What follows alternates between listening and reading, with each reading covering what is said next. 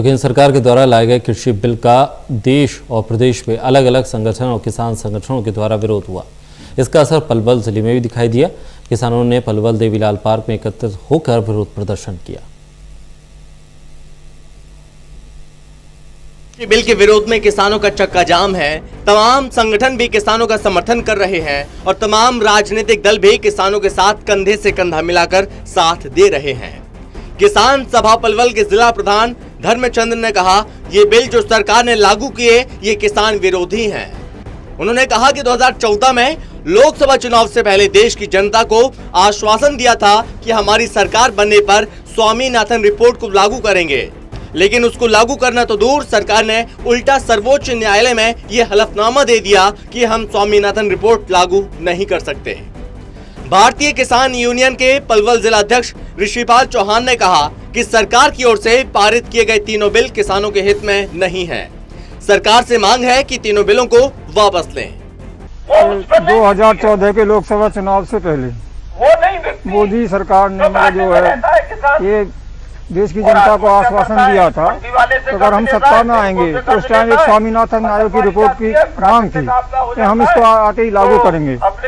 और आपने देखा लागू करना तो दूर की बात है, सरकार ने सर्वोच्च न्यायालय में हलफनामा दे दिया कि हम इसको लागू नहीं कर सकते। बार बार सरकार कह रही है कि हम 2022 तक मतलब जो किसानों की आय दोगुनी कर देंगे। जब आप जो न्यूनतम समर्थन मूल्य है हम तो स्वामीनाथन आयोग के अनुसार कहते हैं C2 प्लस 50% के हिसाब से 1.5 गुना कीमत दी जाए। जो सरकार MSP घोषित कर रही है वो भी खत्म हो रही है। जो सरकार ने जो 3 अध्यादेश लाए हैं ये केवल और केवल किसान को बर्बाद करने के लिए हैं और आम आदमी पार्टी उस चीज का पूरा विरोध करती है। जो 3 अध्यादेश लाई है सरकार, आम आदमी वो तीनों किसानों को बर्बाद कर देंगे। वो हाल तो अब किसानों के पास जमीन रही नहीं, कोई 2-2, 4-4 एकड़ के जमींदार रहे हैं और उनके भी अधिकार छीन के ये सरकार इन पूंजीपतियों को देना चाहती है और आम आदमी पार्टी इसका पुरजोर विरोध करती है। हमारे सांसदों ने भी राज्यसभा में भी इसका विरोध किया है और हम जमीनी लेवल पर भी किसानों के साथ हैं और इस चीज का विरोध करते हैं कि या तो सरकार इस अध्यादेश को वापस ले तीनों को, उन किसानों के साथ हम आखिरी हद तक जाने को तैयार है अपनी पार्टी की तरफ से।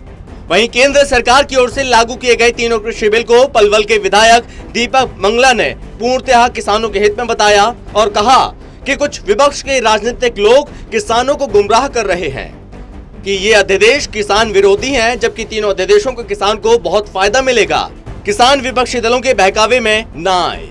देखिए, मेरा सभी अपने किसान भाइयों से, किसान संगठनों से मेरी यही अपील है कि हम सरकार किसानों के भले की बात कर रही है। माननीय मोदी जी ने किसानों के भले के लिए किसानों की आय दुगनी हो, किसान अपनी उपज को मार्केट में जा कर के बेच सके, ना कोई MPS के उसमें कहीं कोई परिवर्तन आ रहा। किसान जैसे पहले सरकारी खरीद होती थी वैसे सरकारी खरीद होगी। ये विपक्ष दशकों से किसानों को भ्रमित करता आया है। अब जब किसानों के हित की बात हो रही है तो वो भ्रम फैलाने का काम कर रहा है। तो मेरा सभी किसान भाइयों से यही अनुरोध है कि हम भ्रमित ना हों। ये जो अध्यादेश आए हैं ये किसान के हितैषी अध्यादेश हैं। किसानों ने सरकार को चेतावनी देते हुए कहा कि कृषि बिल के विरोध में किसानों का ये आंदोलन जारी रहेगा। किसानों ने सरकार पर किसान विरोधी होने का आरोप लगाया और उन्होंने कहा किसान अपनी फसल को मंडी में बेचना चाहता है, अगर आड़ती नहीं होंगे तो उनकी फसल की पेमेंट का भुगतान करने की गारंटी कौन लेगा। वहीं आम आदमी पार्टी के नेता रणधीर चौहान ने कहा कि सरकार की ओर से पारित किए गए कृषि बिल से किसानों को फायदा नहीं होगा बल्कि पूंजीपतियों को फायदा पहुंचेगा। Dinesh Kumar, Palwal, total news.